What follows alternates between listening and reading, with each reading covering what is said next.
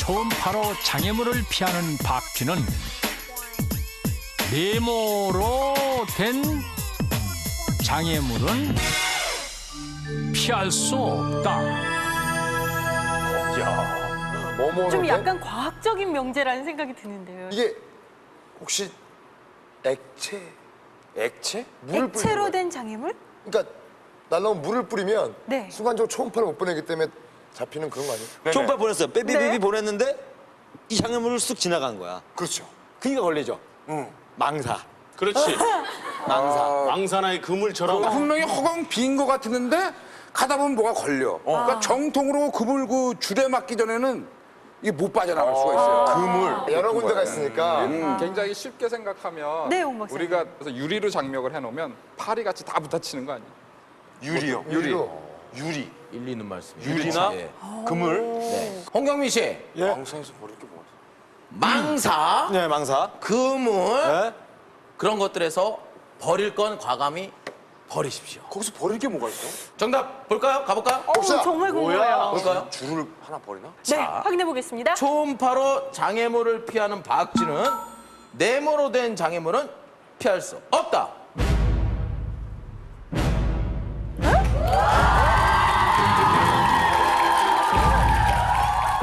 초음파로 장애물을 피하는 박쥐는 가로로 된 장애물은 피할 수 없다. 아무리 좁고 장애물이 많은 곳이라도 초음파를 이용 쉽게 비행하는 것이 가능한 박쥐. 박쥐가 가로 장애물은 통과하지 못한다는 인터넷 제보. 박사님, 정말 사실입니까? 예, 사실입니다. 박쥐는 세로로 된 장애물은 잘 빠져나가는데 가로로 된 장애물은 잘 빠져나가지 못합니다. 쏟아지는 시청자들의 제보를 확인하기 위해 전국을 누비는 제작팀. 저 모자 쓴 분이 동물 PD예요. 이번에는 바로 박쥐.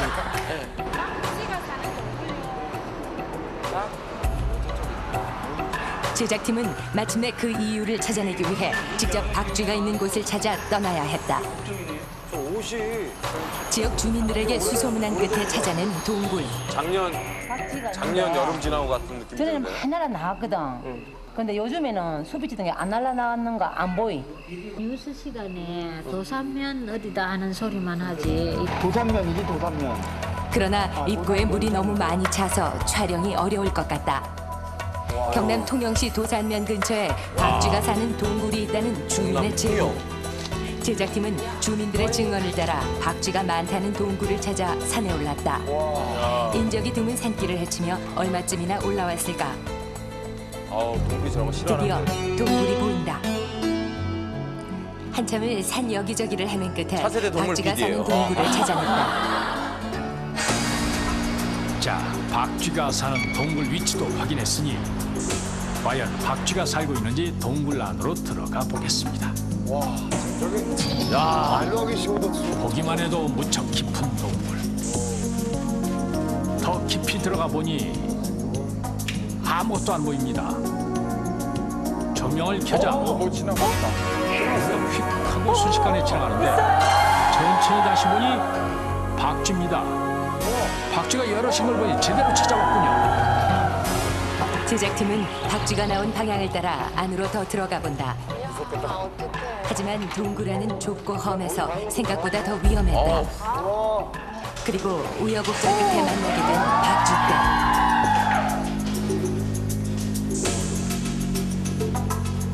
드디어 박쥐물이 발견.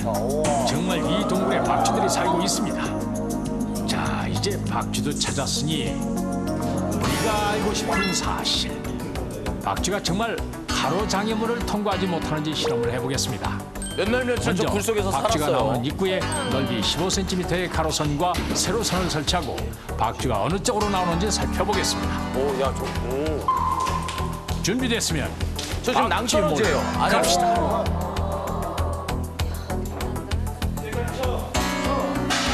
실험 장치가 되어 있는 입구 쪽으로 박쥐들을 내놓기 위해 동원된 것은 꽹과리와 호루라기. 박쥐가 꼭 이곳으로 나와야 하는데 너무 어두워서 잘 보이지 않는 관계로 일단 무조건 시끄러운 소리를 내보겠습니다. 과연 박쥐들은 어느 쪽을 통과해 나오게 될까요? 순식간에 장애물을 통과하는 박쥐. 너무 빨라서 못 보셨다고요? 새로예요. 느린 동작으로 다시 보면 한 마리는 잽싸게 세로 장애물을 빠져나가고 다른 한 마리는 가로 장애물 근처를 배회하다가 세로 장애물로 빠져나옵니다. 왔다 갔어.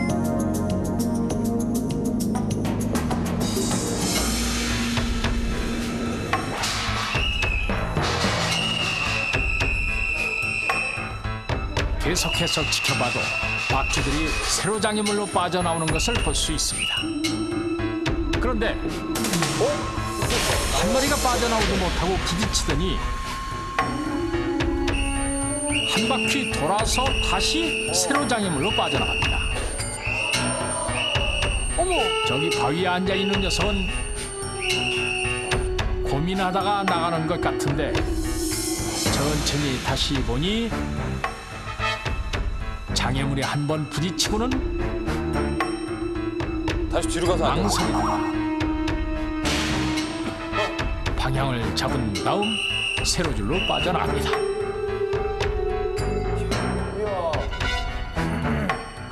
오히려 가로가 편하지 않나? 아닌가?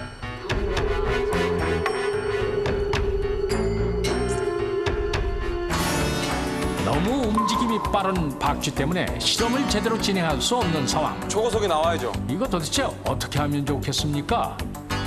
안에서 뭐 원활하게 촬영하기는 어려울 것 같고요. 일단 안에 들어가가지고 몇 마리 잡아서 그 일정한 그 공간을 확보를 해서 촬영을 하는 것이 오히려 더 나을 것 같습니다. 그래서 제작팀은 모든 장비를 챙겨들고 힘들게 들어갔던 동굴에서 일단 철수하기로 했다. 누구 하나라도 조심하지 않으면 사고가 생길 수도 있는 상황. 그 웅덩이가 빠지면 바다로 나간다는 그 웅덩이 아닌가? 땅 떨어져요. 절로 빠지면 결국 바다로 제작팀은 나가죠. 보다 완벽한 실험을 위해서는 야외에 실험 장소를 설치할 수밖에 없었다. 그래서 준비된 실험. 세장에서 박쥐는 어떤 방법으로 빠져나올까? 입구의 폭이 16cm, 높이는 14cm인 세장에 박쥐를 넣어봤습니다. 잠시 망설이는가 싶더니 쉽게 세장을 빠져나옵니다.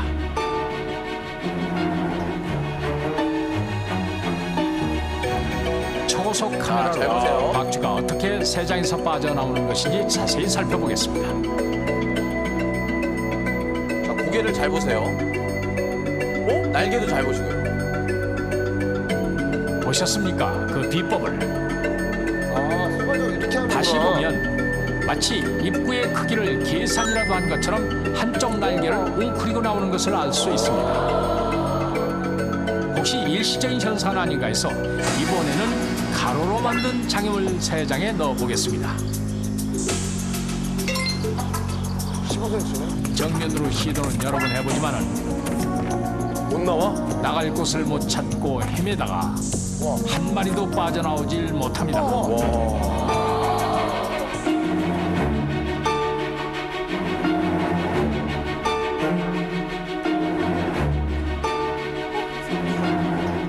자기보다 작다고 느끼나 보다.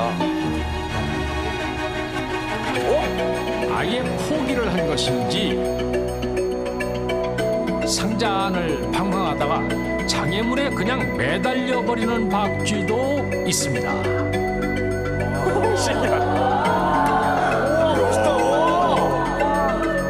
통통하죠? 이야, 살이 많이 쪘네요.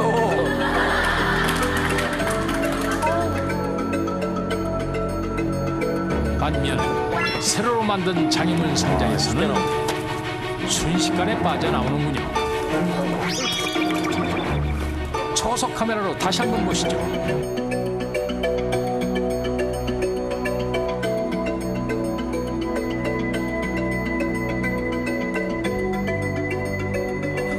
잘 보셨습니까? 몸을 살짝 비틀어 빠져나오는 것을 볼 수 있습니다. 다시 한번 여러 마리의 박쥐를 함께 가로 장애물 상자에 넣어봐도 못 나와요. 야, 희한하네. 희한하네요. 역시 한 마리도 나오질 못합니다. 이렇게 놓으면 나오는 거 아니야? 그렇죠. 왜 빠져나오지 못하는 것일까요? 박쥐가 그 장애물을 인식을 할 때는 초음파를 가지고 이제 인식을 하게 됩니다. 그런데 박쥐가 초음파를 발사를 했을 경우에 그 가로로 된 장애물 같은 경우에는 그 박쥐가 날면서 초음파를 발사하기 때문에 그 장애물이 부딪혀 가지고 돌아오는 것이 아마 좀 그 서툰 것 같아요. 하지만 그 세로로 된 장애물 같은 경우에는 가장 손쉽게 인식할 수 있는 범위가 넓기 때문에 쉽게 인식할 수 있습니다. 그 이유에 대해서는 아직까지 정확하게 밝혀진 바는 없지만은 좀 더 연구가 되어야 할 것으로 일단은 생각을 하고 있습니다.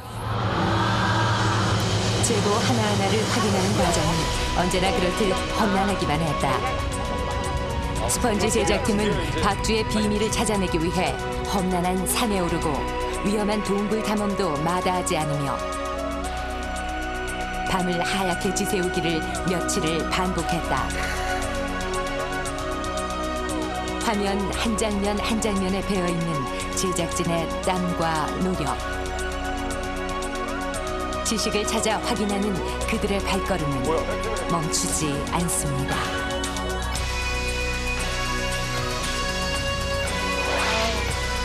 힘들게 얻은 또 하나의 지식. 소중합니다.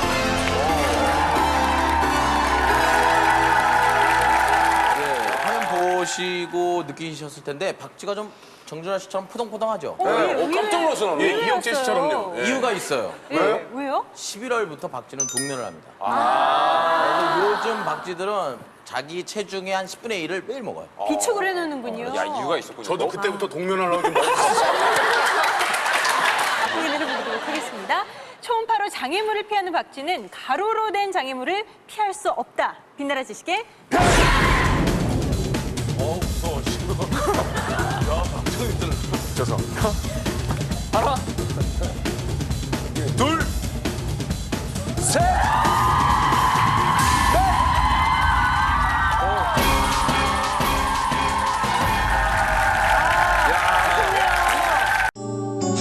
KBS KBS KBS 한국방송 사랑해 KBS KBS KBS